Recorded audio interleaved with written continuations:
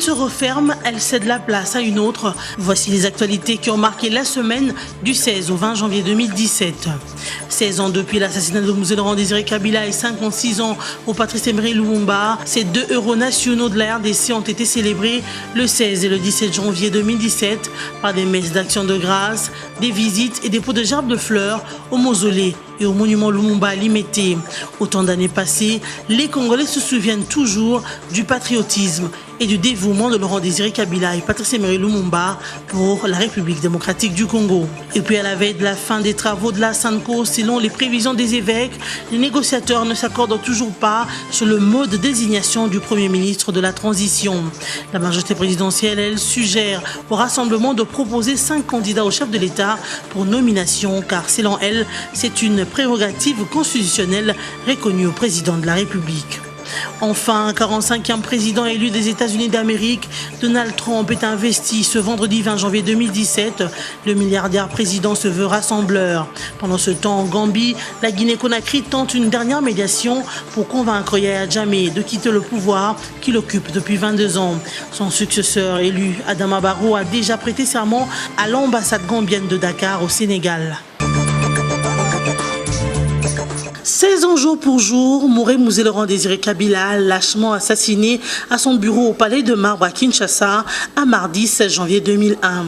Pour se souvenir de ce soldat du peuple, celui qui a sacrifié sa vie pour la souveraineté et la liberté des Congolais, les messes d'action de grâce ont été organisées dans différentes provinces de la RDC, à Kinshasa mais aussi à Bukavu comme partout ailleurs. À Kinshasa, une messe a été dite à la cathédrale du centenaire protestante. Ce culte d'action de grâce organisé par la fondation Mzee Laurent Désiré Kabila a permis à l'officiant du jour, Monseigneur Ekofo Bonyekou, de souligner les valeurs humaines, spirituelles et intellectuelles qui ont caractérisé Mzee Laurent Désiré Kabila. Au nom de la famille biologique de Mzee Laurent Désiré Kabila, le chef de la maison civile du chef de l'État, le pasteur Théodore Mougalou, a lui invité les dirigeants congolais à remettre le pouvoir au peuple, vœu de Mzee Laurent Désiré Kabila, et recourir à la Constitution qui recommande d'aller aux élections, seule voie pour le peuple de se réapproprier sa souveraineté et accéder au pouvoir, et donc la meilleure façon de réaliser aujourd'hui cette démocratisation du pays. Et à cet office divin a été remarquée la présence du président de l'Assemblée nationale Obaminakou, représentant le chef de l'État Joseph Kabila Kabange, du Premier ministre Sami Badibanga et son équipe gouvernementale au complet, de l'autorité urbaine de Kinshasa André Kimbuta Yango, ainsi que autres personnalités politiques, diplomatiques et des forces de sécurité et de maintien de l'ordre public. Dans sa prière de clôture, Monseigneur Pierre Marini Bodo a salué la mémoire de Mzee Laurent Désiré Kabila, héros national, et a exhorté les Congolais à suivre son exemple de patriotisme et d'amour pour son pays qu'il a défendu jusqu'au sacrifice suprême de sa vie, ce qui a fait de lui un héros national. Le représentant légal de l'Église du Christ au Congo a demandé à Dieu de bénir le peuple congolais et ses dirigeants, mais aussi de réaliser son plan divin sur la RDC. Et au Sud Kivu, précisément à Bukavu, paix ainsi que autres qualités morales et intellectuelles de Mzee Laurent Désiré Kabila ont été évoquées au cours d'une messe d'action de grâce. Des gerbes de fleurs ont été déposées par la suite au buste de Mzee Laurent Désiré Kabila situé à la place de l'Indépendance par le gouverneur du Sud Kivu, Marcelin Chishambo, et le président de l'Assemblée provinciale. Dans différents coins de la RD Congo, tous se sont rappelés de cette phrase de Mzee Laurent Désiré Kabila, « Ne jamais trahir le Congo ». J'ai vu Mzee Kabila pour la dernière fois 3 mois avant son martyre, et au cours d'un voyage mémorable ici à Kinshasa. Et le dernier mot qu'il m'a dit, je dis ce que je pense ce que je dis, ce n'est pas à mon âge qu'on va me changer, on peut me tuer pour cela, je m'en fous. La disparition tragique de Mzee, mais ce qui est marquant, c'est chaque année la même émotion, le même amour. On sent que Mzee est resté réellement dans le cœur de Congolais de Kinshasa. Pas seulement de Kinshasa, parce qu'il m'est arrivé de commémorer un 16 janvier à l'intérieur du pays. C'est toujours le même amour. C'est la preuve que Mzee a vraiment marqué la conscience collective congolaise. C'est-à-dire que Mzee est vraiment resté dans le cœur de tous les Congolais par ses œuvres, par ses actes, par ses enseignements. Mzee en lui-même est constitué une école. Le musée, c'est tout un enseignement à lui-même. Les Africains, les juristes, les historiens semblent oublier ou même ignorer, Musée Laurent-Désiré Kabila nous l'a rappelé par les CPP, a existé bien avant la colonisation parce que le mode de décision, c'est ce que je viens de dire, était consensuel sur les arbres à palabres, etc. Aujourd'hui, les intellectuels sont complexés vis-à-vis des Occidentaux, croyant que la démocratie vient de l'Occident. C'est ce que Musée nous a légué, nous qui sommes les compagnons de Musée, nous qui lisons, n'est-ce pas, la pensée de Musée. Nous vous invitons, vous la jeunesse, à lire la pensée de Musée pour que vous puissiez découvrir que la démocratie n'est pas d'origine occidentale. La démocratie a toujours existé. Ils vont mettre cela sur le chantier et non pas, n'est-ce pas, faire des histoires qui n'ont pas de sens. La République démocratique du Congo commémore le 56e anniversaire de la mort de Patrice Emery Lumumba, le premier ministre du Congo indépendant, assassiné près du village de Mwadingusha, à Elisabethville, actuelle Katanga, le 17 janvier 1961 à l'âge de 35 ans. Proclamé héros national, Patrice Emery Lumumba est né le 2 juillet 1925 à Onaloa, territoire de Katakokombe au Sankuru dans le Kasaï oriental. 56 ans après, le Congolais se souvient encore de leur héros, l'un des pères de l'indépendance, Patrice Emery Lumumba. À Kinshasa, une messe d'action de grâce a été organisée en sa mémoire ce 17 janvier 2017 à la cathédrale Notre-Dame du Congo. La famille biologique de Patrice Emery Lumumba, les sympathisants et toute la crème politique congolaise ont assisté à cette messe. En début d'après-midi, le cortège de toutes ces personnes s'est dirigé vers la place de l'Échangère où est érigé le monument du héros national Patrice Emery Lumumba où différentes personnalités y ont déposé leurs gerbes de fleurs. Pour la petite histoire, Premier ministre du Congo belge du 24 juin au 14 septembre 1960, soit 2 mois et 21 jours seulement, Patrice Emery Lumumba est l'une des principales figures de l'indépendance du Congo belge. Après une carrière brillante dans une école catholique tenue par les Suédois, Patrice Emery Lumumba a travaillé comme employé du bureau dans une société minière de la province du Sud Kivu jusqu'en 1945, puis comme journaliste à Léopoldville, aujourd'hui Kinshasa et Stanleyville, actuellement Kisangani. C'est durant cette période qu'il écrit dans divers journaux. C'est le 5 octobre 1958 à Léopoldville que Lumumba crée le mouvement national congolais MNC, ce qui lui valut un billet de participation à la conférence panafricaine d'Accra. Aussitôt après son retour au Congo, Patrice Emery Lumumba organise une réunion pour rendre compte de cette conférence. Durant cette conférence, il revendique l'indépendance du Congo devant plus de 10 000 personnes.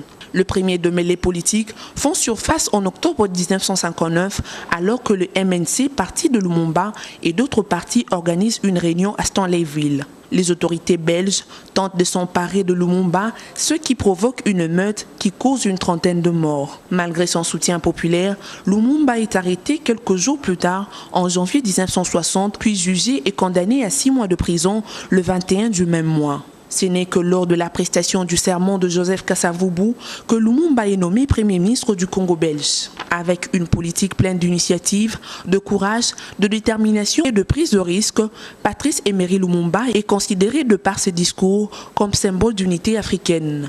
Livré par le gouverneur katangais Moïse Tshombe le 17 janvier 1961, Patrice Emery Lumumba mourra le même jour entre 21h40 et 21h45 d'après les rapports d'enquête belges. Un mausolée et une stèle sont en train d'être érigés sur le site de Chilatembo, situé dans le territoire des Kambové, à environ 50 km de la ville de Lubumbashi, dans la province du Haut-Katanga, lieu où a été assassiné le premier ministre congolais Patrice Emery Lumumba. À cela s'ajouteront un buste de Lumumba et ceux des autres panafricanistes comme Kwame Nkrumah et Musée Laurent-Désiré Kabila. Sur ce même site, il a déjà été installé un ancien avion ressemblant à celui qui avait transporté Patrice Emery Lumumba et ses 2 compagnons, Joseph Okito et Maurice Mpolo, avant leur exécution à Lubumbashi, alors appelée Elisabethville. Financé par le gouvernement provincial du Haut-Katanga, ces travaux visent d'abord à rendre hommage à Patrice Emery Lumumba, mais également à rendre rendre le site plus attractif, de sorte qu'il soit de plus en plus fréquenté par des touristes et des personnes anonymes. Ils sont exécutés par l'Agence provinciale de petits travaux APTT qui est en œuvre il y a de cela près d'une semaine, comme les rapportent des témoins. En outre, des travaux de réhabilitation de routes sont en cours sur la route principale qui mène vers le site et ces mêmes travaux seront étendus sur un espace de 10 hectares, précise un agent de l'APTT.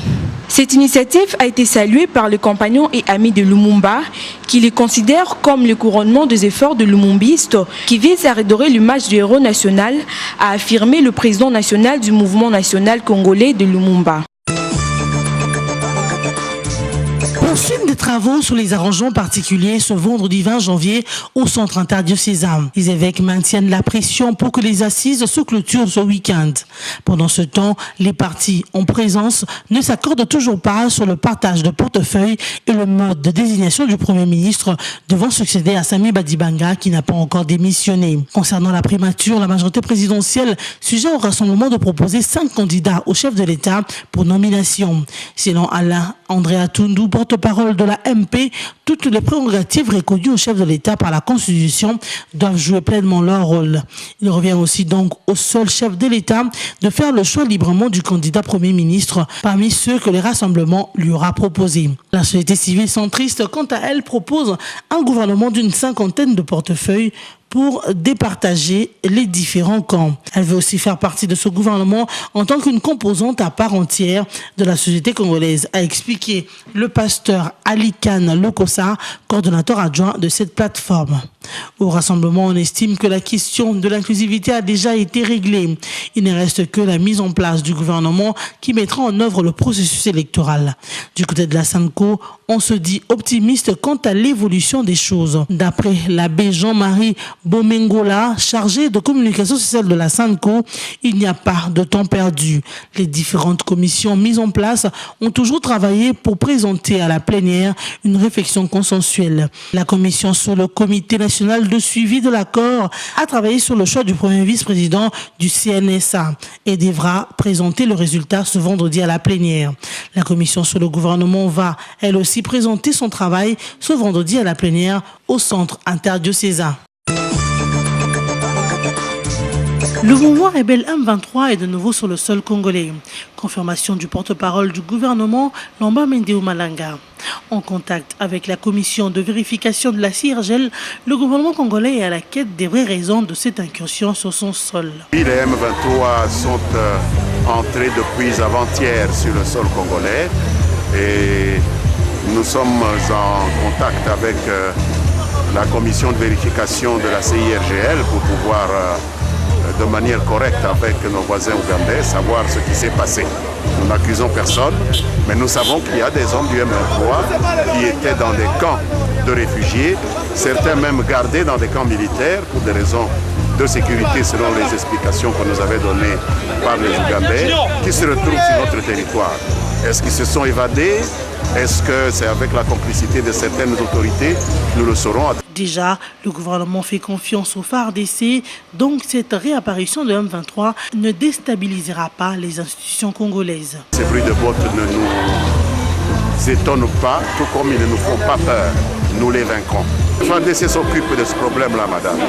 Je ne peux pas vous en dire plus. Quand vous vous retrouvez en armes sur le territoire congolais, c'est à vos risques et périls. Notre paix, notre sécurité n'a pas de prix. Ce n'est pas parce qu'on retarde un rapatriement qu'il faut tuer des Congolais. Pour Lambert Mendeo Malanga, ce bruit de bottes de M23 font partie du combat d'arrière-garde de ceux qui veulent garder la RD Congo dans la domination qu'elle a toujours combattue dans la suite des idées de Patrice Emery Lumumba. Deux présumés combattants de l'ex-mouvement rebelle du M23 ont été présentés ce mercredi 18 janvier 2017 au gouverneur du Nord Kivu, Julien Paluku. Il s'agit du major Zimurinda James et de l'adjudant-chef Désiré Karangwa, arrêtés il y a quelques jours avec leurs armes dissimulées dans des sacs de pommes de terre. Selon le général Kamanzi, commandant intérimaire de la 34e région militaire qui les a présentés au gouverneur, ces individus voulaient attaquer la province en faisant jonction avec le groupe Sulutani Makenga. À cet effet, Julien Paloukou loue les efforts de forces de sécurité de la RDC et invite la population à redoubler de vigilance. En dehors des éléments du M23, 2 autres bandits armés ont été également conduits au gouverneur. Ce dernier ont été surpris avec 22 armes. Vous vous souviendrez qu'il y a quelques jours, le gouverneur du Nord Kivu, Julien Paloukou, a dénoncé au cours d'un point de presse l'incursion des éléments du M23. Une nouvelle que beaucoup de gens n'ont pas bien accueillie et qui a suscité beaucoup de polémiques. Cette arrestation est donc une occasion pour la population de ce coin de saluer la bravoure de FARDC qui ont réussi à démanteler ce réseau au niveau interne, a fait savoir le gouverneur. En outre, le mécanisme conjoint de vérification de la MONUSCO se déploie depuis le lundi dans la zone en vue d'avoir une situation plus claire concernant l'incursion, a assuré Félix Prosper Basse, porte-parole de la MONUSCO, au cours de la conférence de presse hebdomadaire. Toujours dans le but de présenter un fichier révisé au plus tard le mois de juillet 2017, la Commission électorale nationale indépendante a lancé les opérations d'enrôlement des électeurs sur l'axe Niambembe, Nzovu, Penekusu dans les territoires de Chabunda au Sud Kivu. Le vice-président de la CENI, Norbert Basengezi, s'était rendu sur place à Chabunda pour confirmer le déploiement du carburant et des kits électoraux et rendre effectives les opérations d'enrôlement dans cette partie du Sud Kivu. Norbert Basengezi a encouragé la population de Chabunda à s'enrôler pour ne pas perdre le nombre de sièges qu'ils ont. Le vice-président de la CENI a également confirmé que la localité de Lulingu était déjà servie en matériel électoral et en carburant. Par ailleurs, le vice-président de la CENI, Norbert Basengezi, a indiqué que 98% du territoire de Chabunda était desservi par la CENI. Le ministre du Développement rural, Martine Boukassa, a accordé le mercredi 18 janvier 2 audiences dans son cabinet de travail. L'une à Madame Annelies de Backer, ministre conseiller chef de la coopération ambassade, accompagnée de François Kieffer, représentant résident adjoint de la coopération technique belge, et l'autre à Ida Kamonji, directeur général du parc agro-industriel de Bukanga-Lonzo, accompagné du gouverneur de la province d'Okwango, Larousse Kabula Mavula. Il convient de relever qu'au cours de ces audiences, il a été question de l'amélioration des conditions de vie des populations congolaises vivant en milieu rural. Cette amélioration qui passe par un accès et un assainissement de l'eau potable, mais aussi le désenclavement des milieux ruraux en mettant à la disposition des communautés locales les routes de desserte agricole praticables en toute saison afin de favoriser les échanges entre les populations, a constitué l'essentiel de l'entretien que le ministre du Développement rural Martine Boukassa a eu avec Annelies de Backer, ministre conseiller chef de la coopération ambassade de la Belgique, et François Kieffer, représentant résident de la coopération technique belge. À l'issue de l'audience, Martine Boukassa, ministre du Développement rural, a apprécié le partenariat entre la RDC et le Royaume de Belgique à travers la coopération technique pour réaliser les actions à impact visible dans le secteur du développement rural visant à améliorer les conditions de vie des populations rurales. Cela rejoint la vision du chef de l'État qui a signé des recommandations prioritaires au gouvernement du zone national, celle d'améliorer le social de la population. Reçu en deuxième audience, Ida Kamonji, numéro 1 du parc agro-industriel de Bukanga-Lonzo, accompagné du gouverneur de la province du Kwango, Larousse Kabula Mavula, se sont penchés sur la prochaine visite de la ministre du Développement rural aux populations avoisinant le complexe agro-industriel de Bukanga-Lonzo en vue de la mise en œuvre du projet en faveur de petits paysans. Un événement caritatif, Longo Nyamama, organisé ce mardi 17 janvier dans la capitale congolaise. Une soirée en l'honneur de la femme travailleuse africaine et en faveur des enfants malnutris et orphelins de Kinshasa. Avec humilité, nous procédons à la remise de ce trophée chaque année et nous faisons un travail fouillé pour présenter des dames qui font réellement des choses appréciables, des femmes que nous pouvons présenter comme modèles auprès de la jeunesse. Au cours de cette rencontre, différentes femmes ont été primées. Femmes des partis politiques, journalistes, couturières, ainsi que la présidente de la Commission de l'Union africaine, Nkosazana Zuma, ici représentée. Toutes ont reçu de l'ONG Droit à la vie le Grand Prix Trophée Longo Nyamama. Une collecte de fonds a été lancée pour aider les orphelins et malnutris. Mais je dis grand merci à ceux qui croient en notre travail, grand merci à tous ceux qui croient en mon travail personnel. Alors, c'est l'émotion. Et je voudrais par la même occasion sensibiliser toutes les femmes à faire mieux dans chaque domaine. Il y a des mamans maraîchères, il y a des mamans, donc chacune dans son domaine, que la femme ne baisse pas, ne croise pas les bras. Moi, je travaille dans le silence, j'aime pas me faire voir. Mais, il y a quand même quelqu'un qui m'a découvert, monsieur Mabanza, Charles. Cette soirée, pour encourager les femmes et aider les enfants malnutris orphelins, est organisée par le soutien du Lions Club Baninga, de l'Association des femmes chinoises en RDC, la Fondation Irène Moukabila et la Fondation Mère. Elle a été agrémentée par les artistes, dont chinoises aussi, qui ont interprété les chefs-d'œuvre congolais.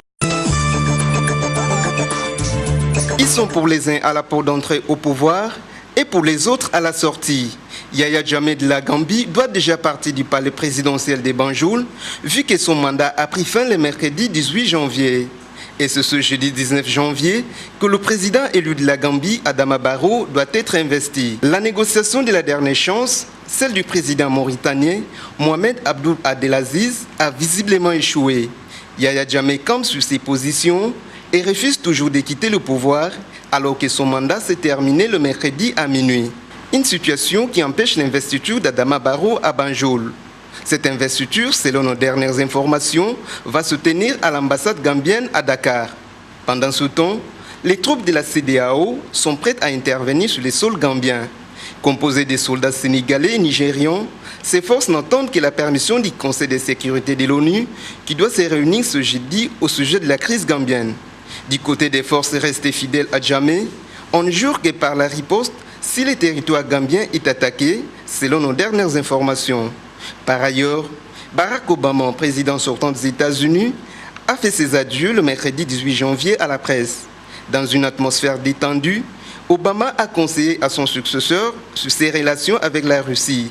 Il s'est dit aussi inquiet sur les conflits israélo-palestiniens, qui demeurent une situation dangereuse pour les Israéliens et mauvaise pour les Palestiniens. Obama a ensuite promis de répondre à son successeur si les valeurs fondamentales des États-Unis sont attaquées, avant de saluer la liberté d'expression de la presse. Le président élu des États-Unis, Donald Trump, sera investi ce vendredi 20 janvier 2017 à Washington comme 45e président des États-Unis. Donald Trump a été investi 45e président des États-Unis d'Amérique ce vendredi 20 janvier au Lincoln Memorial à Washington en présence de plus de 7000 personnes. Le président élu a utilisé la Bible d'investiture de l'ancien président Abraham Lincoln, celle que sa mère lui avait donnée à la fin de son catéchisme en 1955.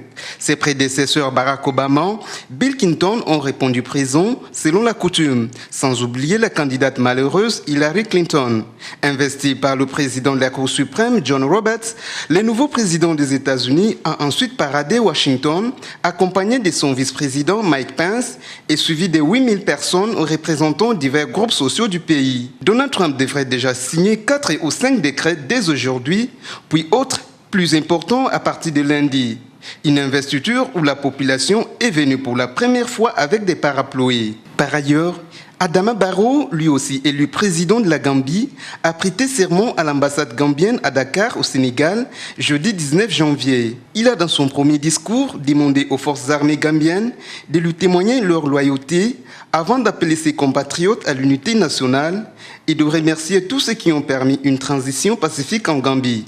Pendant ce temps, Yaya Jammeh, président sortant, campe sur ses positions et refuse de quitter le pouvoir.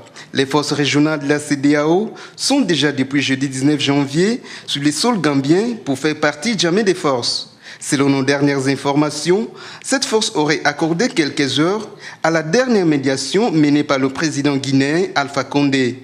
En cas d'échec, le président sortant Yaya Jammeh se fera virer par force. Précieuse victoire des Léopards de la République démocratique du Congo contre le Maroc. 1-0, c'est le score qui a sanctionné l'issue du match entre les deux équipes. Une façon pour les poulains de Florent Ibenge d'entamer la suite de la compétition de belle manière. En effet, les Léopards ont connu une première mi-temps difficile face aux Marocains, plus techniques et entreprenants, qui ont multiplié des assauts dans le camp congolais.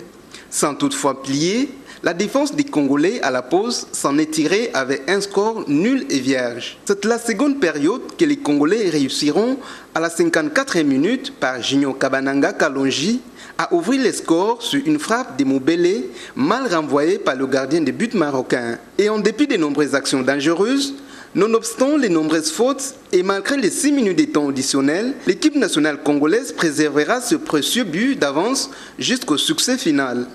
Après l'ouverture du score, les Léopards ont perdu sur blessure, coup sur coup, Fabrice Sakala, les buteurs Kabananga et le capitaine Zakwani.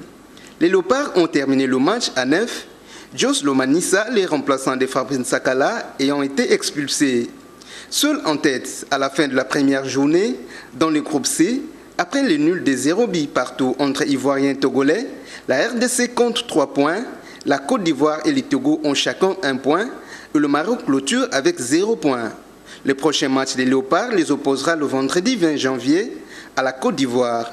Et s'ils le remportent, ils seront qualifiés directement pour les quarts de finale. Après leur victoire face aux Marocains 1-0, les Léopards de la RDC se préparent pour leur deuxième match dans le groupe C contre la Côte d'Ivoire, prévu le vendredi 20 janvier. L'équipe nationale de la RDC pourrait se passer des prestations de son capitaine Gabriel Zakwani, blessé lors du premier match face aux Marocains. Notez que des adducteurs du défenseur Gabriel Zakwani ont été touchés pendant le premier match, d'après une révélation du docteur Mbongo, le médecin de l'équipe nationale. Un vrai casse-tête pour Florent Ibenge, qui doit à tout prix composer sa meilleure équipe pour tenter d'arracher une seconde victoire face aux Ivoiriens qui ne jurent que sur l'échec des Congolais pour se relancer. Par contre, Fabrice Sakala, blessé lui aussi, poursuit les soins et il est récupérable pour les seconds matchs. Quant au buteur Junior Kabananga, il s'est entraîné avec le groupe, a ajouté Dr Mbongo. Il importe de noter que la séance d'entraînement s'est déroulée mardi dernier dans l'après-midi et a été aussi focalisée sur le dégraissage pour les joueurs alignés et plus de travaux pour les réservistes. Les grandes lignes de l'actualité de la semaine qui s'achève. 16 ans depuis l'assassinat de Mzee Laurent Désiré Kabila et 56 ans pour Patrice Emery Lumumba, ces 2 héros nationaux de la RDC ont été célébrés le 16 et le 17 janvier 2017 par des messes d'action de grâce, des visites et des pots de gerbes de fleurs au mausolée et au monument Lumumba à Limete. Autant d'années passées, les Congolais se souviennent toujours du patriotisme et du dévouement de Laurent Désiré Kabila et Patrice Emery Lumumba pour la République démocratique du Congo. Et puis à la veille de la fin des travaux de la SANCO, selon les prévisions des évêques, les négociateurs ne s'accordent toujours pas sur le mode de désignation du Premier ministre de la transition. La majorité présidentielle, elle, suggère au rassemblement de proposer 5 candidats au chef de l'État pour nomination, car selon elle, c'est une prérogative constitutionnelle reconnue au président de la République. Enfin, 45e président élu des États-Unis d'Amérique, Donald Trump est investi ce vendredi 20 janvier 2017. Le milliardaire président se veut rassembleur. Pendant ce temps, en Gambie, la Guinée-Conakry tente une dernière médiation pour convaincre Yaya Jammeh de quitter le pouvoir qu'il occupe depuis 22 ans. Son successeur élu, Adama Barrow, a déjà prêté serment à l'ambassade gambienne de Dakar au Sénégal. Bon week-end et à la semaine prochaine.